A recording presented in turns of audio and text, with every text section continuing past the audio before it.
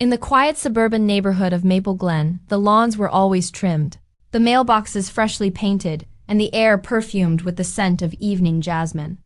But among all the perfectly curated homes and smiling families, there was one woman everyone seemed to admire from afar. Rachel Henderson. To the outside world, Rachel was the embodiment of grace.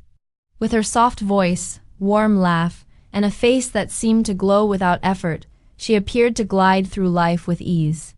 She was the kind of woman neighbors whispered about in admiration, always composed, always pleasant, always so lucky. Married to Thomas Henderson, a well-respected consultant in a prestigious firm, Rachel's life looked like a magazine spread.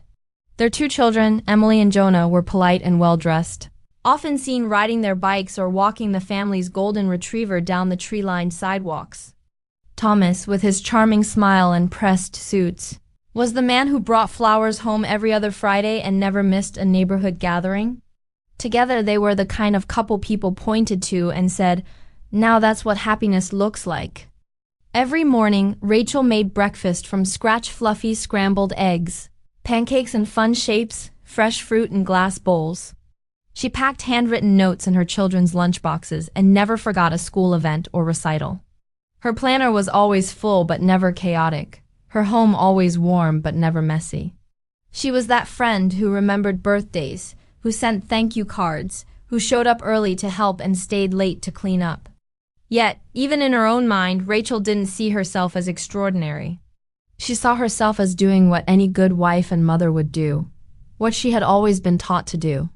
From a young age, she had been raised to believe that love meant service, that quiet sacrifice was the root of a strong marriage, and that the best kind of woman was the one who needed the least. Thomas often praised her in public. At dinner parties, he'd wrap an arm around her shoulders and say things like, "I don't know how she does it all. I married a wonder." And every time Rachel would smile and laugh softly, brushing the compliment aside with a humble nod. But at home, the praise didn't linger.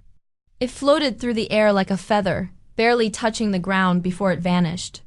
Thomas wasn't cruel, he never raised his voice or acted harshly, but he had a way of making Rachel feel small without even trying. When she brought up ideas for a hobby or a side project, he'd chuckle gently and say, "You've already got your hands full." When she bought a new dress, he'd glance once and say, "It's nice," before returning to his phone. Rachel didn't argue. She didn't push. She reminded herself that he worked long hours and was under stress, that he was providing, that she was lucky. And besides, things were good, weren't they? The truth was, Rachel had grown so used to being admired from the outside that she barely noticed the slow dimming inside.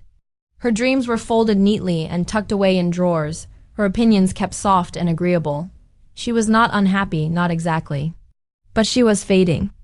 And yet no one would have known, because to everyone else, Rachel was still the woman everyone dreamed of. The one with the perfect life, and for now that was enough. Or so she thought. But being the woman everyone dreamed of came with rules, and Rachel followed them all, even the ones no one said aloud. She woke up before everyone else, slipping quietly out of bed to iron Thomas's shirts and brew his coffee just the way he liked it, 2 sugars. No cream, in a ceramic mug he never thanked her for using. It was routine, like brushing her teeth or locking the door at night. Expected. Automatic. The house came to life slowly after that. Jonah stumbled down the stairs with sleepy eyes, Emily trailing behind, clutching a blanket. Rachel greeted them with soft kisses and warm pancakes, her tone gentle, her smile unwavering. Thomas emerged from the bedroom a few minutes later, already dressed, glancing at his watch as he picked up his coffee. "You're a lifesaver," he said, not looking up. He kissed her cheek quickly, then added, "Can you handle the dry cleaning today?" "I have a meeting across town." Rachel nodded. Of course she could. She always did. That afternoon, while folding laundry, she overheard a conversation between 2 neighborhood women walking past her open window. One of them laughed. "Rachel's so lucky, her husband seems like a dream." Rachel smiled faintly and looked down at the towel in her hands, still damp and warm from the dryer. The compliment didn't land anymore. It just hovered in the air like all the others, pleasant but weightless. Later that evening, during dinner, she tried to tell Thomas about a small idea she had, a weekend art class at the community center. She hadn't painted in years, but the thought of holding a brush again had stirred something inside her.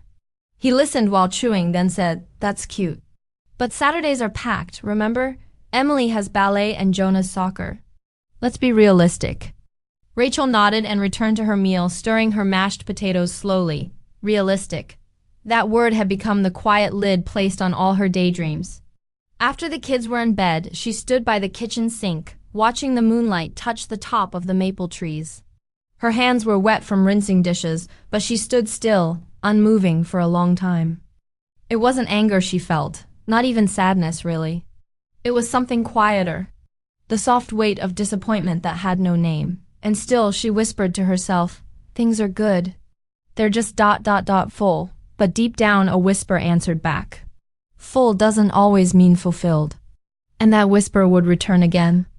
The whisper echoed in Rachel's mind as she lay in bed that night, staring at the ceiling fan spinning above. She could hear Thomas's soft breathing beside her, steady and oblivious, while her own thoughts raced in silent protest. It was a quiet ache, not loud enough to scream but too persistent to ignore. Something inside her had shifted, and though she didn't yet know what it meant, she knew it was real. The next morning followed the usual pattern. Breakfast, lunchboxes, hugs at the door. But Rachel moved slower, her smile less certain. When the house emptied, she stood in the kitchen holding her coffee, staring at the spot on the wall where the family calendar hung. It was color-coded and filled with everyone's activities, except hers.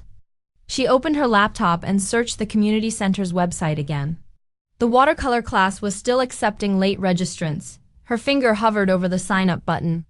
Then she clicked. She closed the laptop quickly afterward, as if caught doing something wrong. Her heart beat faster. Not from fear, but from something else. Excitement? Nervousness? Hope?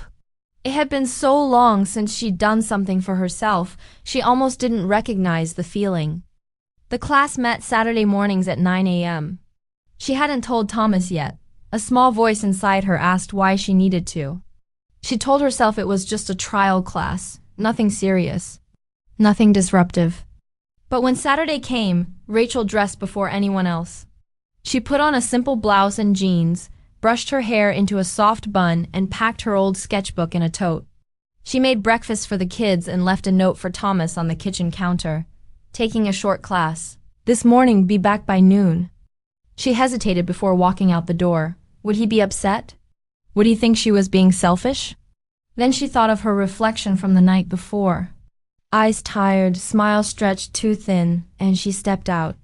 The community center was a modest building with wide windows and paint-splattered chairs.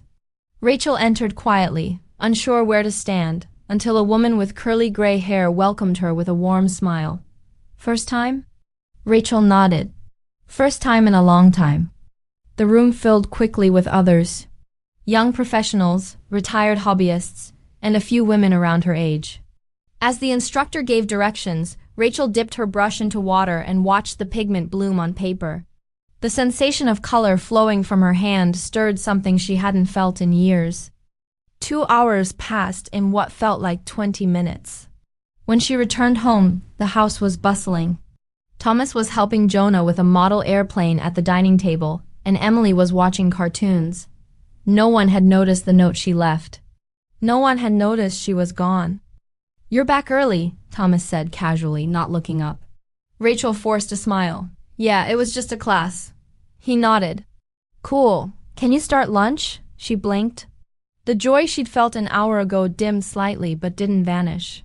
That evening, she told her sister Grace about the class over the phone. Grace, a bold, free-spirited woman who lived in Oregon, laughed delightedly. "It's about time. Rach, you used to sketch on everything when we were kids." Rachel smiled at the memory. "I know, it felt good. Like I found a little piece of myself again." Grace's tone grew tender. "You still have all the pieces, sis. They've just been quiet for a while." Later that week, Rachel brought out her old sketchbook and flipped through the yellowed pages. Drawings of her college dorm, friends laughing, a sunflower she once picked in the middle of summer. Each sketch was a memory, a reminder of a version of herself she had gently placed on a shelf and forgotten. She drew for 20 minutes that night. Nothing elaborate, just the view from her kitchen window, but it was hers. Her eyes, her hand, her moment. When Thomas saw the sketchbook on the table the next day, he raised a brow. "What's this?" Rachel looked up from the sink. "Just practicing. I joined that art class." He chuckled. Thought that was just a one-time thing. "No," she said, softly but firmly. "I want to keep going." He shrugged. "Well, as long as it doesn't interfere with everything else." She didn't answer. Because she knew now everything else had already interfered with her for years. The next Saturday, she returned to the class with more confidence. The instructor praised her shading. A younger woman complimented her use of color. Rachel felt seen not as a mother, not as a wife, but as a person. That night, while reading bedtime stories to Emily, her daughter looked at her thoughtfully. "Mommy, you look happier lately." Rachel paused, heart softening. "Do I?" Emily nodded. "Your eyes smile more." Rachel kissed her daughter's forehead. "That's the best thing anyone said to me in a long time." As she turned off the light and closed the door, Rachel stood for a moment in the hallway. She wasn't sure what would happen next. She wasn't even sure how much she was allowed to want. But the voice inside her, the one that used to be quiet, was speaking a little louder now. She had something to say. And for the first time in years, she was starting to believe that maybe, just maybe, she had the right to say it. The voice wasn't loud. Not yet. But it was hers. And that mattered more than anyone else's approval. The next morning, Rachel stood in front of the bathroom mirror, toothbrush in hand, watching the woman who stared back at her. Her robe hung loosely on her frame, a speck of toothpaste on the collar, her hair still flattened on one side from sleep. But it wasn't her appearance that held her gaze, it was the softness in her eyes that looked almost unfamiliar. For years, she had moved through routines like choreography, precise, expected, perfect. But now something had broken the pattern. The stillness of the early morning gave her time to notice the things she once ignored, the fine lines at the edges of her eyes, the slump in her shoulders, the tired curve of her mouth when no one was looking. She used to love her reflection, not because of vanity, but because it told a story of who she was once. A young woman who believed she could create beauty, not just maintain it for others. Who believed her voice carried meaning, not just comfort.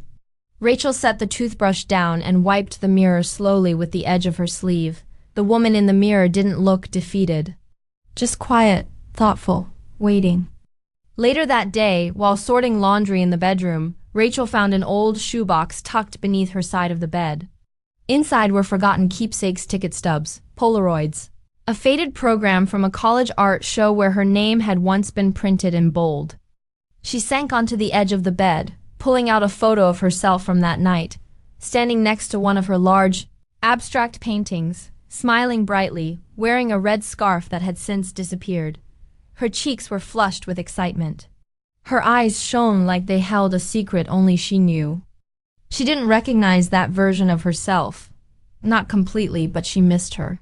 Missed the boldness, the spark, the feeling of walking into a room and knowing she belonged in it. Just then, Thomas walked in, tugging at his tie. He noticed the photo in her hand. "What's that?" he asked casually.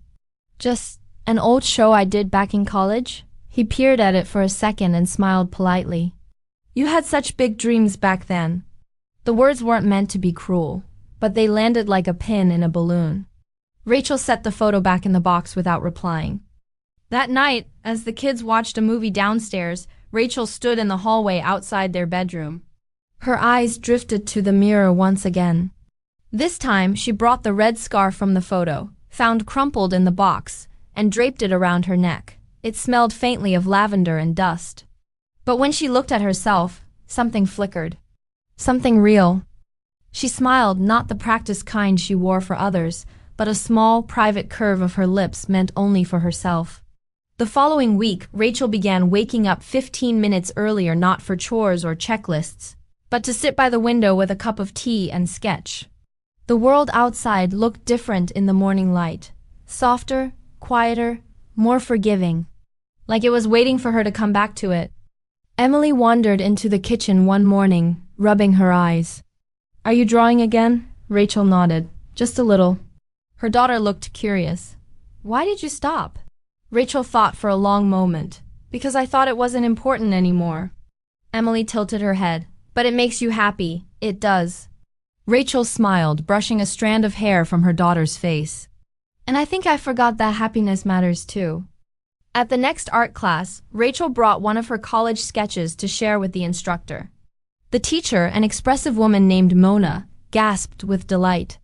You've got soul in these lines, she said, gently tapping the page. Don't hide this. It's too good to keep tucked away, Rachel flushed with surprise. I haven't shown anyone my art in years. Well, Mona said with a smile, maybe it's time to stop hiding. On the way home, Rachel passed by a small gallery downtown. Its windows were covered with flyers for upcoming showcases and submission calls. Her heart fluttered, an old dream knocking politely at her door. She parked the car and went inside. The gallery smelled like sawdust and citrus. A young assistant greeted her and handed her a brochure about the next open call. We're always looking for local artists, the assistant said brightly. Rachel held the brochure tightly on the drive home. The words seemed to shimmer. Submissions due in 2 weeks. Theme: rediscovery. She tucked it into her purse before walking inside. Thomas was in the living room, watching a news segment. He looked up and gave a nod but didn't ask where she'd been. Later, when she told him about the gallery, he responded with his usual calm disinterest. That's nice, he said. Just make sure it doesn't distract from everything else. Rachel didn't argue. But that night, she sat at her desk and began sorting through her drawings. One by one, she selected pieces for submission. She wrote a short artist statement about rediscovery, identity, and reclaiming the voice she had once silenced. It wasn't until she signed her name at the bottom that the weight of what she was doing hit her. She wasn't just drawing anymore. She was reaching, reclaiming, rebuilding. She was becoming. And when she looked at her reflection again, she didn't see someone waiting to be approved. She saw someone waking up. Rachel carried that image of herself through the week like a fragile ember cupped in her hands. Warm, new, and not yet ready to be exposed to wind. She went about her routines, but inside the air felt different, lighter, more alert. Her hands felt steadier when she drew, her voice more assured when she offered suggestions at the PTA meeting. She even caught herself humming as she folded laundry. But that ember, as delicate as it was, had begun to glow too brightly to hide. And that Saturday evening, at the Hendersons' monthly family dinner, the warmth she had carefully guarded began to clash against a world that had never expected her to want more. They always hosted on the last Saturday of the month. Thomas's parents, his sister Nicole and her husband, and the kids' cousins would all gather around the long dining table. Rachel, as always, had spent the afternoon preparing. She made rosemary chicken, roasted vegetables, and her famous lemon tart. But this time, there was something different. She had left the final plating to Thomas, slipped into her bedroom 10 minutes before dinner, and changed into a soft blue dress she hadn't worn in years, the one with the open back and delicate stitching across the shoulders. She even added a touch of eyeliner, a pair of silver earrings, and let her hair down in loose waves. When she entered the dining room, conversation paused. Thomas looked up and blinked. You look nice, Rachel smiled gently. Thank you. His mother, Patricia, offered a polite nod but quickly turned her attention to the tart. You always outdo yourself, Rachel. You must have been cooking all day. Rachel glanced at Thomas. Actually, Thomas helped a bit this time. Thomas gave a half smile and said nothing. Rachel wasn't surprised. Dinner began as usual, small talk, laughter, clinking forks. Rachel passed plates and refilled glasses, nodding along. But her mind wandered to the sketch she'd finished that morning, a charcoal rendering of her garden in morning light. It sat upstairs, drying quietly. Then Nicole, always sharp and curious, leaned toward Rachel and asked, So, I heard from Emily that you're taking an art class again. Rachel straightened slightly. Yes, I've been going every Saturday morning. It's something I used to love. Nicole smiled. That's great. Are you planning to sell your work or just for fun? Rachel hesitated. Actually, I'm submitting pieces to a gallery downtown. They're doing a show on the theme of rediscovery. There was a pause. Patricia set her fork down gently. Thomas looked at Rachel, eyebrows raised. You didn't tell me that. I was going to, Rachel replied calmly. I just needed to be sure I was ready first. He chuckled softly, but it didn't sound amused. You've been keeping a lot to yourself lately. Rachel met his gaze, steady. I've been finding parts of myself I didn't know I had buried. I think that's worth sharing. When the time feels right. Thomas shifted in his seat, and the table went unusually quiet. Nicole tried to break the tension. Well, I think it's wonderful. It's never too late to go back to what you love. Patricia gave a small sigh. As long as it doesn't take away from the kids or the home. Rachel nodded slowly. Nothing has changed at home, but something has changed in me, and I think that's allowed. There it was. The first moment she had spoken allowed the truth she'd been holding. Thomas leaned back in his chair, folding his arms. So what's next then? Are we going to be a house of half-finished hobbies? You know how much goes into keeping everything running? This family works because we all play our parts. Rachel's voice was soft but unshaking. I'm not stepping away from this family, Thomas. I'm just finally stepping toward myself. He looked away. Dinner continued, but the warmth had been replaced by a subtle chill. The conversations turned shallow, cautious. Rachel felt it, the discomfort of others when a role changes. When a woman long assumed to be content in silence begins to speak. After the guests left and the children were tucked in, Rachel and Thomas stood side by side at the sink, washing dishes. Neither spoke for a long while. Then Thomas said quietly, I'm not trying to stop you, Rachel. I just don't understand why now. She dried a plate and set it down. Because if not now, then when? I've given so much to this home, to you, to the children. But somewhere in that giving I disappeared. And lately, I've been asking myself what kind of woman I want Emily to see. What kind of woman I want to be for me. Thomas didn't respond right away. You've always been the perfect wife, Rach. Everyone says so. Rachel looked at him, eyes gentle but resolute. But I don't want to be perfect. I want to be real. She left the last dish in the drying rack and walked out of the kitchen, the weight of her truth trailing behind her like a long-forgotten song finally being hummed aloud. Upstairs, she stood once again in front of the mirror. Her reflection stared back, the blue dress now creased, her eyeliner smudged. Her shoulders tired, but her eyes, those eyes, they were awake. Not everyone at the table had applauded her voice. But for the first time in a long time, she had used it. And that was how change begins, not with applause, but with courage. The next morning, Rachel awoke before the sun. The house was still and dark, the kind of quiet that only existed before the first alarm clock buzzed. She sat at her desk in the corner of the bedroom, sketchbook open, hands wrapped around a warm mug of tea. But she didn't draw. She simply sat, watching the sky lighten slowly through the curtains, thinking of all the things she'd never said. There were years of them, really. Unspoken thoughts tucked neatly into smiles. Opinions softened into silence. Moments where she wanted to say, I'm tired too, or I don't want to do this alone, or even just, can you see me? But didn't. And now the things she hadn't said had become louder than the ones she had. They followed her through the day like shadows. Thomas had left early for a meeting. He hadn't mentioned the gallery submission again.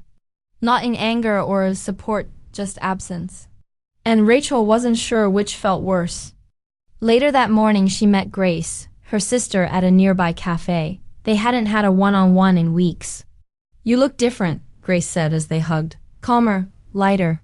Rachel smiled, stirring her coffee. I feel like I'm waking up. But it's complicated. Grace raised an eyebrow. Thomas? Rachel nodded. I think he doesn't know what to do with me now that I'm more me. Grace took a sip and leaned in.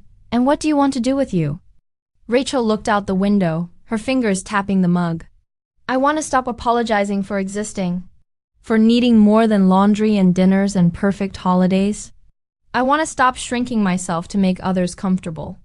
Grace reached across the table and squeezed her hand. Then don't.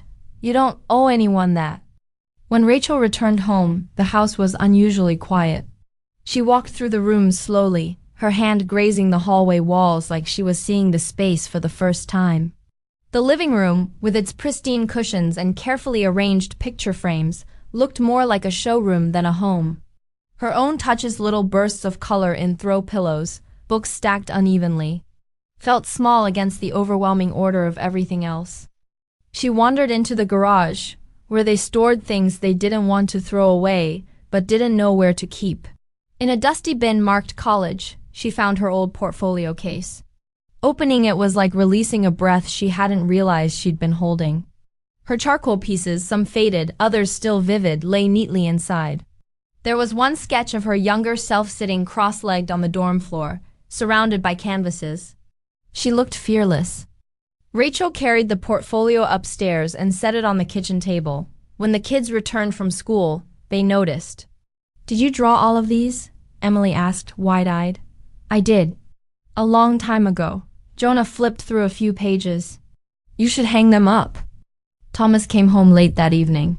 He walked into the kitchen and froze at the sight of the portfolio. Rachel looked up from the sink. "I found my old sketches. Thought I'd show the kids." He nodded slowly. "They're good." She waited for more, but it didn't come. That night, in bed, Rachel whispered into the dark, "Thomas, do you think I've changed?" He was quiet for a moment. Then, "Yes. Does it scare you?" He turned on his side, facing away. "I don't know. Maybe you're different now. Not bad different. Just different." Rachel stared at the ceiling. "I'm not trying to leave you behind, but I also can't stay behind myself anymore." He didn't respond. The next day, Rachel received an email from the gallery. One of her pieces had been selected for the exhibition. She reread it 3 times, heart pounding. Her hands trembled as she texted Grace, who immediately called and screamed in joy. But when Rachel told Thomas later that night, he just said, "That's good." She felt it again, that space between them. That widening gap, so she said it. "I wish you were happy for me." Thomas said, "I am happy for you." "No, Thomas, you're tolerant, not happy. There's a difference." He rubbed his forehead. "I just don't get why this matters so much now. You've had everything. Why shake things up?" Rachel's voice caught. "Because I've had everything except myself." The silence between them stretched long and painful. But she didn't fill it, not this time. She let it hang, let it speak for all the things she hadn't said over the years. "I needed you to ask how I was feeling. I needed to matter, not just function. I'm still here, but I won't be invisible anymore." And as she walked away that night, her footsteps quiet but certain, she realized she hadn't just spoken the truth. She had heard it too. The next morning, Rachel stood in front of her easel, sunlight warming her back as she stared down at a blank canvas. Her fingers curled around a charcoal pencil, not quite ready to move. It had been years since she had prepared something with intention for display, for eyes that weren't her family's, for strangers. It thrilled and terrified her. She drew in a breath and let the charcoal touch the canvas. The lines came slowly at first, tentative, but soon they gathered confidence. Bold and sweeping like the thoughts she had finally let herself feel. Over the next week, Rachel threw herself into her work. Every morning after the kids left for school, she would sit at her kitchen table or pace between the easel and the sink, letting her emotions guide the art. Some days she painted bursts of color that resembled wildflowers. Other days she lost herself in moody strokes of gray and black, sketching faceless silhouettes bent under invisible burdens. The exhibition was just 2 weeks away, and she had already chosen her 3 strongest pieces, but she couldn't stop creating. It was as if her silence had broken open into a river, and now her hands could barely keep up. Grace came over one afternoon and stood in awe as she looked over Rachel's latest canvas. "Rach, these are beautiful, raw, powerful," she whispered. "Do you realize what you're doing?" Rachel smiled. "I think I'm remembering who I am. Or maybe meeting her for the first time." But with every brushstroke, with every growing piece of herself on paper, a small knot of fear formed deeper inside. The thought of people seeing her work, seeing her, made her chest tighten. What if they didn't understand? What if they dismissed it as just a hobby or worse, as an identity crisis from a woman past her prime? One evening, as she was framing one of her pieces in the garage, Thomas walked in. He leaned against the doorway, watching her in silence. "You've been spending a lot of time out here," he said. Rachel nodded. "I need the space." He walked over to the piece. It was a painting of a single figure walking into a forest, the edges of the trees fading into darkness. He tilted his head. It's lonely. She looked at the painting and said softly, "It's about finding your own path, even when you're afraid." Thomas was quiet. "Is that what you're doing?" Rachel looked at him, her eyes clear. "Yes, but I'd like you to walk with me, if you want to." He didn't answer, but he didn't walk away either. The night before the exhibition, Rachel stayed up late packaging her final selections. The house was quiet, everyone asleep. She walked through the darkened hallway, passing family photos, hearing only the soft creaks of the old floor beneath her feet. She paused in front of a photo from their 10th anniversary, a beach sunset, their arms around each other, smiling. It looked perfect. But she remembered that trip, how she had cried in the shower the second night, overwhelmed with how invisible she felt. Thomas never knew. She touched the frame, then turned and went back to her easel. The day of the exhibition arrived. Rachel dressed simply, choosing a soft cream blouse and dark jeans. She tied her hair back loosely and wore her mother's gold necklace, the one she always said made Rachel look strong. When she stepped into the gallery, her heart pounded. The space buzzed with quiet chatter, the clinking of wine glasses, and the rustle of curiosity. Her 3 pieces were mounted in a corner near the center wall. Each had a small card beneath it, with her name and the title. She stood back and watched people approach, tilt their heads and linger. Some whispered. One woman wiped a tear from her cheek. A man in a navy jacket took a photo of one of the paintings and murmured to his partner, "You can feel the ache in this." Rachel blinked back tears. Then she saw Thomas, standing at the edge of the room. He looked at her first, then at the paintings. He walked over slowly, stopping in front of her most personal piece, one she hadn't planned to submit but felt compelled to. It was a portrait of a woman with her back turned, her hair in a loose bun, standing in a dim kitchen. The only light came from a small window. Her hands were at her sides, palms open, not giving, not serving, just being. Thomas stood in silence for a long time. Then he turned to Rachel. "I didn't realize how much you were holding." She nodded. "I didn't either, until I let it go." He swallowed, his voice rough. "I'm sorry I didn't ask. I should have seen you. Really seen you." Rachel stepped beside him, not touching, just standing close. "You still can. But I need you to meet this, not the one you imagined, the one I'm becoming." They stood together, facing the painting. It wasn't the end of anything. It was the beginning. In the days that followed the exhibition, Rachel moved through her home differently. She still made breakfast, still folded laundry, still laughed with Emily over spelling tests and packed Jonah's soccer gear with care. But there was a new presence in her movements, an ease, a steadiness that hadn't existed before. She wasn't asking for permission anymore. She simply was. And Thomas noticed. It wasn't just in the way she arranged her paintings along the staircase wall or how she scheduled time for herself without consulting the family calendar. It was something deeper. She was no longer trying to prove her worth through perfect dinners or silent sacrifice. At first, he told himself it would pass, that it was a phase like redecorating or trying a new diet. But late one night, as he came home from work and found her sketching under the soft light of a reading lamp, he realized something that made his chest ache. She wasn't trying something new. She was becoming someone new.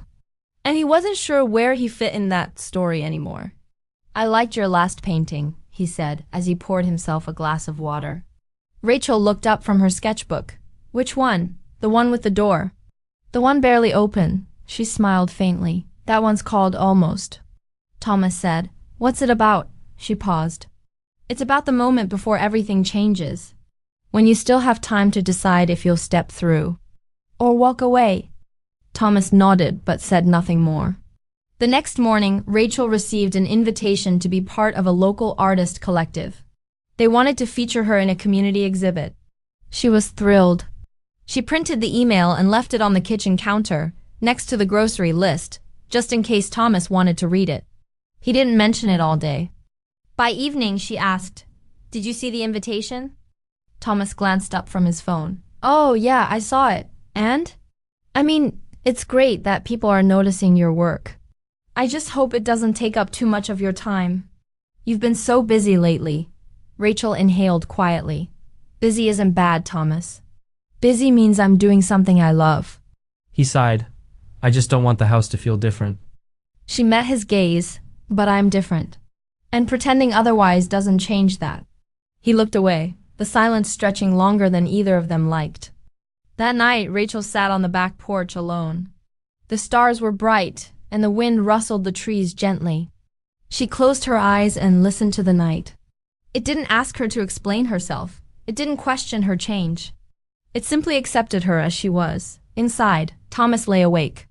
The silence between them had grown, not cold, not hostile, just vast. A space filled with unspoken questions and unseen fears. He wondered when he had started needing Rachel to stay small so he could feel steady. He wasn't a cruel man. He had loved her. Still did. But somewhere along the way, he had mistaken her constancy for contentment, her selflessness for lack of self. Now she was changing, and it made him feel left behind. The next day, Thomas picked up Emily from school. On the drive home, she said, "Mom's paintings are really cool. Mrs. Benson saw the one with the girl in the kitchen and said it made her cry." Thomas gave a small smile. "Yeah, your mom's pretty amazing." "Did you tell her that?" He blinked. "Not yet." "You should," Emily said simply. That evening, Thomas walked into the studio Rachel had carved from the back of the garage. She was brushing deep indigo onto a new canvas, headphones on, lost in her world. He stood there for a long moment before she noticed. Rachel paused her music. "Hey, I just wanted to say, I'm proud of you," he said, his voice unsure. "I know I haven't said that enough." She looked at him carefully. "Thank you. That means more than you know. I'm trying," he added, "to understand. To be part of this?" Rachel smiled softly. "Trying is a good place to start." They didn't resolve everything that night. There were still distances between them, spaces shaped by years of habits and quiet misunderstandings. But for the first time in a long time, they were both aware of the space. And they weren't afraid to name it. Because naming something was the first step to healing it. A week after the studio moment with Thomas, Rachel received an email that left her breathless. It wasn't just another exhibition or a local showcase, it was an offer from an arts foundation in Chicago. They had seen her work through the community gallery's social media and wanted to feature her in a regional collective for emerging voices. It came with a 3-month artist-in-residence program, studio access, mentorship, and a stipend. It was everything she'd once dreamed of, long before motherhood and mortgage payments had gently, silently shifted her focus. She read the email 3 times before setting her phone down. Her heart raced, equal parts excitement and dread. It was an opportunity to be seen not just locally, not just in passing, but professionally. It was a door. A wide open one. That evening, Rachel waited until after dinner, until the kids were tucked in and the dishwasher hummed softly in the background. Before she mentioned it, "Something came in today," she began, her voice steady but quiet. "An offer from a foundation in Chicago. They want me to join their residency for 3 months." Thomas looked up from his laptop. "Chicago?" She nodded. "It's a big step. But it's what I used to want, before I even knew what to call it." He closed his laptop slowly. 3 months is a long time. You'd be gone? Not entirely. I could come back weekends, but yes, most of the time, I'd be there. The silence between them returned. Familiar now, almost comfortable in its discomfort. "So what are you saying?" he asked. "You want to go?" Rachel looked down at her hands. "I want to consider it. I want to not shut the door just because it scares me." Thomas stood, pacing slowly. "And what about us? The kids?" Rachel met his eyes. "I'd still be their mother. I'd still be your wife, but I can't be only those things anymore. You said you were trying to be part of this, Thomas. This is part of it." He nodded slowly, lips pressed together. "I just didn't think it would mean you leaving." "I'm not leaving you," she said gently. "I'm choosing me for once. And I want you to choose with me." The next few days were filled with quiet tension. Rachel kept the offer to herself, letting the decision breathe in her mind. She imagined waking up in a new city, painting without guilt, speaking with mentors, sipping coffee without rushing home for dinner prep. She also imagined missing Jonah's games, Emily's jokes, Thomas's steady presence at the breakfast table. Her chest ached at both images. Grace was the first one she told. Her sister's eyes lit up. You have to go, she said. You've worked so hard just to be heard. Now someone's shouting your name. Don't ignore that. Rachel smiled, but her eyes held worry. Is it selfish to want something that pulls me away? Grace took her hand. Not selfish, human. You've spent years showing up for everyone else. This is your time to show up for you. That night, she brought it up again with Thomas. This time, he listened without interrupting. When she finished explaining the opportunity, he exhaled. I'm scared, he admitted. Not because I think you'll fail, because I think you'll fly. And I don't know what that means for us. Rachel's voice was calm. It means we'll find out who we are together and apart. And maybe we'll be stronger for it. Thomas looked at her for a long time. If you go, promise me we won't stop talking. Don't let this space between us grow again. I promise, she whispered. The following morning, Rachel sat at her desk, staring at the acceptance form on her screen. Her hand hovered over the keyboard.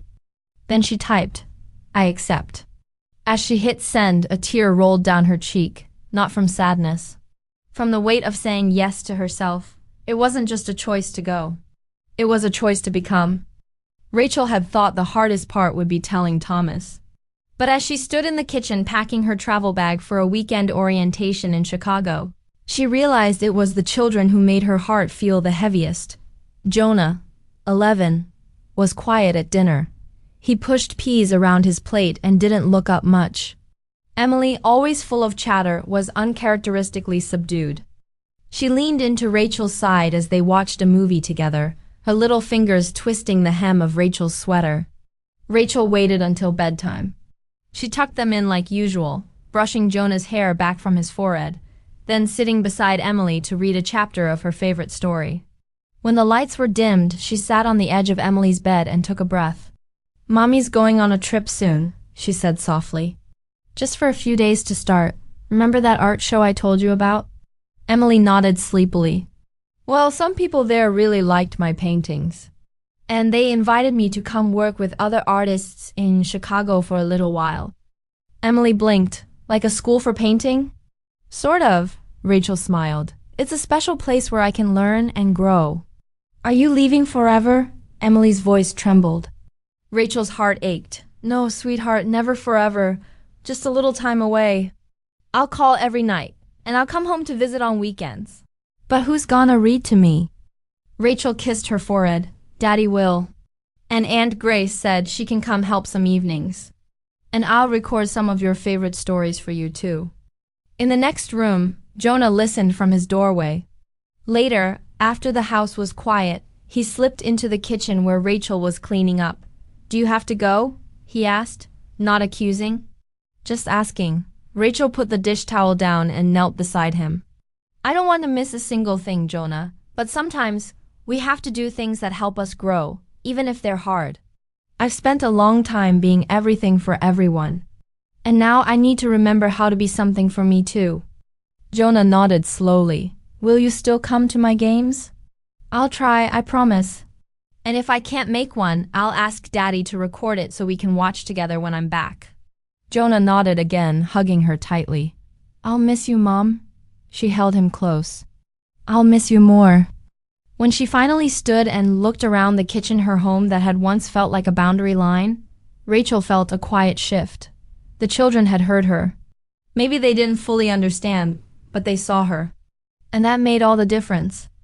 Yet when Rachel arrived in Chicago, the difference hit her in ways she hadn't anticipated. The residency building was a refurbished brick warehouse on a quiet street lined with coffee shops and bicycles chained to iron posts. Inside, white walls stretched, tall, polished concrete floors echoed her steps, and each artist was assigned a private studio on the second floor. Hers was at the far end. Room 27. It was beautiful, stark, clean, and full of promise. It was also quiet uncomfortably so. Rachel placed her suitcase down beside the long windows and sat on the metal stool. She looked around at the blank walls and empty shelves. Her canvases hadn't arrived yet, only a small sketch pad and charcoal pencils tucked into her travel bag.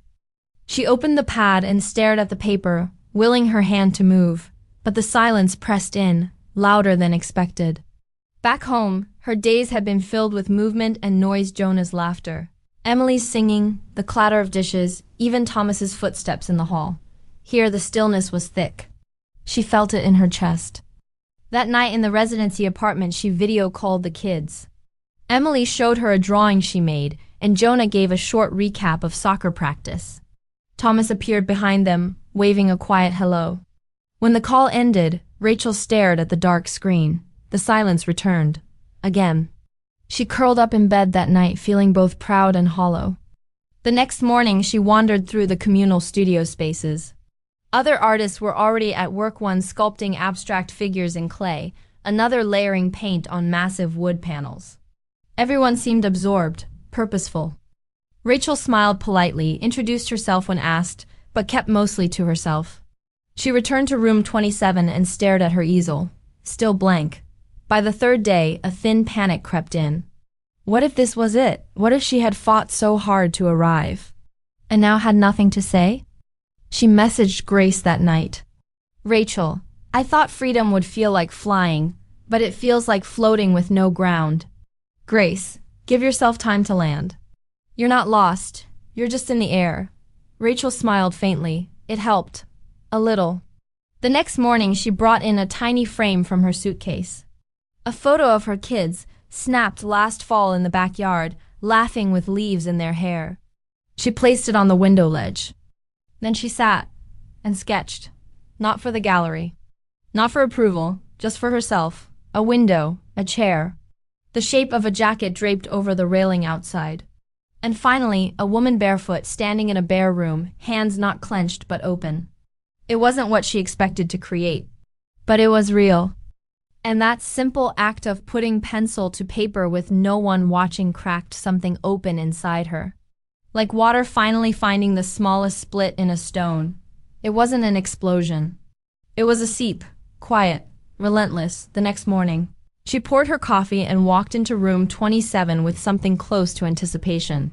She picked up her sketch from the day before and added to it.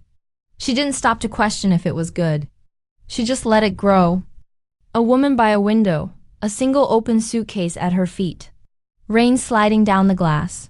Her back was turned, but something about her posture, the slight bend of her shoulder, the way her hand touched the curtain said everything. Rachel drew until the light outside shifted and someone knocked gently on the door.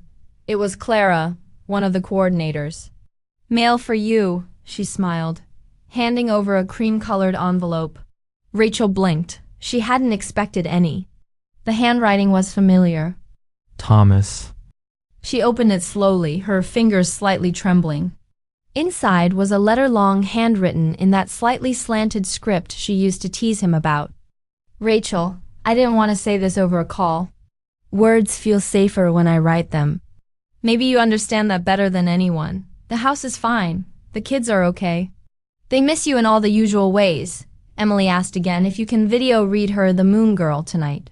Jonah wears that hoodie you hate almost every day. I think it's his way of saying he misses your rules. But what I really wanted to say is, I see it now. All the things I didn't before. The way you always checked the calendar to make sure no one's day overlapped. The way you listened when we didn't even speak. The way you never asked for applause even when you deserved a standing ovation. I used to think you were the glue holding us together. But maybe you were also the thread holding yourself together. And I never asked if that thread was fraying. I never saw it. I'm proud of you. I don't say that enough. Maybe I never did, but I am. For choosing yourself. For showing Emily what strength looks like. We're still here. And we're learning how to hold space for you now, the way you always did for us. Yours. Thomas. Rachel read it once, then again, her eyes stinging. She pressed the letter against her chest and closed her eyes. It didn't undo everything. It didn't erase the years of silence, of being overlooked, but it mattered. That afternoon, she picked up a brush. Not charcoal, not pencil. Paint. Color flowed across canvas like breath, first soft, then sure. Shades of plum and saffron, ochre and ash. A figure began to emerge, not faceless this time. It was the woman from her sketch, now turned toward the window, eyes open. 1,000 little things raced through Rachel's mind as she painted. The way Thomas's voice had cracked when he said, "I'm proud of you." The smell of Jonah's hair when he leaned against her shoulder. The way Emily had whispered, "Will you still be my mommy when you're famous?" She wasn't painting for the gallery. She was painting for them. And for herself. That night she recorded herself reading The Moon Girl and emailed it to Emily with a little video wave. Jonah texted a thumbs up and a photo of the hoodie. Rachel sat on the edge of her narrow bed, the canvas drying in room 27, and felt something she hadn't felt in years. Whole. That feeling stayed with her the next morning, gentle and steady, as she entered the studio. The final week of the residency had arrived, and each artist was preparing for the closing showcase, a night when donors, curators, and families would walk the halls and witness the work that had unfolded over 3 months. Rachel looked around room 27, now filled with canvases that told a story, her story. A woman in motion sitting, then standing, then turning to face the world. The last painting she completed showed the same woman, arms open, standing on a bridge with mist rolling beneath it. The bridge was unfinished, the path ahead still faint, but the direction was clear, forward. She titled it Becoming. Clara walked in holding a clipboard. "You're closing the East Hall. Congratulations. They've put you last on the walkthrough. Your work leaves an impression." Rachel smiled. "Thank you." When the day of the exhibition arrived, Rachel dressed simply but beautifully. A soft cream blouse, slate trousers, and a necklace Emily had made out of beads last year, strung together unevenly with love. She wore it like diamonds. As guests began to filter through the space, she stood quietly beside her work, listening. Some lingered, nodding slowly. Others asked questions. One woman cried. And then, near the end of the night, she heard a voice she hadn't expected. "Mom?" Rachel turned. There stood Jonah and Emily dressed neatly, eyes wide and shimmering. Behind them was Thomas, holding a small bouquet of wildflowers and a camera around his neck. She rushed to them, kneeling to hug the kids, her heart bursting. "I didn't know you were coming," she gasped. Thomas smiled, eyes soft. "We wanted to surprise you. Grace helped with the drive, and we figured, you shouldn't end this without us." Emily pulled something from her pocket. A folded piece of paper. "I drew you a new moon girl," she said proudly. "She's older now, and she glows." Rachel's eyes welled as she unfolded the drawing. It was childlike, yes, but perfect. A girl with stars in her hair, arms outstretched. "I love it," she whispered. Jonah looked up at her. "You really made all these?" She nodded. "I did." He smiled shyly. "They're awesome, Mom." Thomas stood quietly, letting her have the moment. But when she looked at him, he stepped forward. "I saw the last painting," he said. "The bridge, that's us, isn't it?" Rachel looked at it. "Maybe. It's what I hope for. Something unfinished, but strong enough to keep building." He nodded. "Then let's build it." Later that evening, after the gallery lights dimmed and the halls emptied, Rachel walked hand in hand with her children and Thomas out into the cool night air. The stars above Chicago blinked faintly. She felt like one of them. Distant, but finally burning in her own right. And this time, she wasn't alone. Rachel woke early the next morning, sunlight slipping through the gauzy curtains of the residency apartment. The quiet was no longer heavy, it was peaceful. She moved through the small space deliberately, packing the last of her things into a soft suitcase that had come here full of uncertainty and was now returning with purpose. Thomas and the kids had stayed at a nearby hotel. They would return mid-morning to help load her car and say one final goodbye to room 27. But for now, it was just her. She walked into the studio one last time. Room 27 stood like a page waiting for its last line. The canvases had been taken down the night before, now safely stacked against one wall. But the space still breathed with everything she had left behind in brushstrokes and courage. She crossed to the window, where the framed photo of Jonah and Emily still sat on the ledge. She picked it up gently. Her hand lingered there, fingertips brushing the glass. Then she turned to face the room. "This isn't goodbye," she whispered. "It's a beginning." She walked slowly through the now empty space, pausing where each painting had once stood. She remembered the tears that had fallen while she painted, the late nights, The mornings she doubted everything and the quiet triumph of finding herself again, not all at once, piece by piece. At the doorway, she looked back. "Thank you," she said, to no one and everything at once. Back in the apartment, she zipped her bag, slipped on her shoes, and placed Emily's bead necklace carefully in a pouch. She caught a glimpse of herself in the mirror. And for the first time in years, the woman looking back didn't feel like a role. She felt like Rachel. A knock on the door. "Mom!" Emily burst in first, her braids bouncing. "We brought donuts." Thomas followed with Jonah behind, carrying coffee cups and napkins. The four of them sat on the floor of the empty living room, cross-legged with coffee and chocolate glaze. They laughed, reminisced, and when it was time to go, they didn't rush. At checkout, Clara hugged Rachel tightly. "You've changed this place more than you know," she said. "Come back and visit. Or better yet, come back and teach." Rachel smiled. "Maybe I will." The drive home was quiet. The kids dozed off and Rachel and Thomas rode in comfortable silence, music playing softly. Outside the window, the world sped past in golden blurs. When they reached their street, Rachel's heart quickened. Home. The house looked the same. The garden still needed weeding. The mailbox still leaned a little too far right. But everything had changed. Inside, she walked room to room. The kitchen smelled faintly of cinnamon.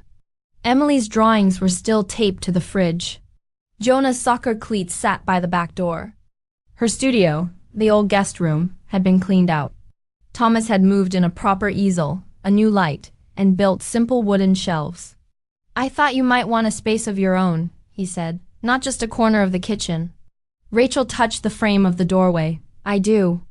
Later that evening, as twilight settled over their neighborhood, she stepped into her new studio. She placed her sketchpad on the desk, opened to a fresh page, and wrote one word at the top. Home. She didn't know what the next painting would be, or what tomorrow would hold. But as she stood there, brush in hand, the feeling was clear. She was no longer seeking approval. She was choosing herself. And that choice had given her back more than her art. It had given her back her name. Rachel. She stood in her new studio, still clutching the brush, as the final blush of twilight spilled through the window pane. The walls, though bare, already felt different. They echoed not with doubt or hesitance, but with quiet strength. The woman she saw in her reflection wasn't just someone who had changed. She was someone who had returned to herself. That evening, after the kids had gone to bed and the house was finally still, Rachel sat on the back porch wrapped in a soft sweater. Thomas joined her, 2 mugs of tea in hand. They didn't speak for a while. The silence between them wasn't strained anymore. It was warm, familiar. "Do you regret it?" he asked gently, "leaving, even for a while?" She took a sip of her tea, her gaze on the stars. "No," she said simply, "because I found the part of me I had hidden for so long I forgot it was there." Thomas nodded. "I think I found something too." She turned to look at him. "I realized," he continued, "that loving you wasn't enough if I couldn't also see you. And for a long time. I thought I did, but I was only looking at the parts that were convenient, easy." Rachel breathed in, letting the words sink. They weren't absolution. But they were honesty. And they were a beginning. "I don't need your approval anymore," she said, her voice calm but sure. "But I'd like your support. There's a difference." He nodded, eyes damp. "You have it. Always." Weeks passed. Rachel's days grew full, but not in the way they used to be. There was no frantic pace, no endless need to prove. She painted. She volunteered once a week at the community center's art program. She helped with science projects and packed lunches. She also sat quietly sometimes, without guilt. Her work, once hidden in closets and sketchpads, now lined the local gallery wall downtown. The exhibit was called Becoming, the same name as her bridge painting. At the opening, Jonah stood tall beside her, proudly explaining a piece to a stranger. Emily handed out flyers she'd colored by hand. Thomas stood near the back, watching her. Not in the way someone watches to evaluate, but in the way someone watches when they are proud. After the show, Rachel stood in front of the painting titled She Let Go. It showed a woman, not young, not old, hair loose, eyes open, standing on a cliff's edge, not falling but flying. A woman who had learned how to carry herself. A woman who no longer asked, "Is this okay?" but said, "This is me." Rachel smiled, because she knew now. She had once made herself small to fit into a life that asked her to shrink. But now she no longer fit in that mold. She had outgrown it. And the world was finally wide enough for who she really was, the woman she became. Rachel.